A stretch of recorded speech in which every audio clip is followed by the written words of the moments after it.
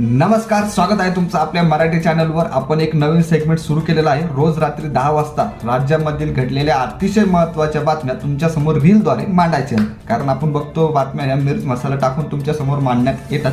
त्यामुळे सबस्क्राइब केलं नसेल तर नक्की सबस्क्राइब करून ठेवा, कारण उद्या पण भेटायचं आहे। पहिली बातमी आहे की एटीएमच्या बद्दल आता नवीन नियम लागू झालेले आहेत। आता फक्त तीनच ATM मिळणार फ्रीवाले, जे आपण म्हणतो फ्रीमध्ये, तर ते मिळणार। चौथ्या याला 23 रुपये जीएसटी तुम्हाला लागणार, सर्वांनाच 23 रुपये जीएसटी लागणार आहे। पुढच्या बातमीकडे वळूया।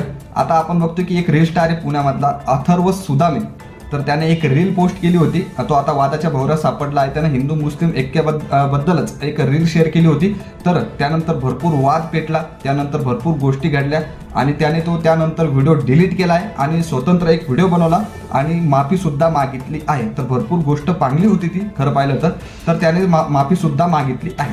तर शेवटची बातमी आहे की सिंहगड किल्ल्यावरून गेल्या 5 दिवसापासून एक तरुण बेपत्ता झाला होता आणि आता तो सापडला आहे।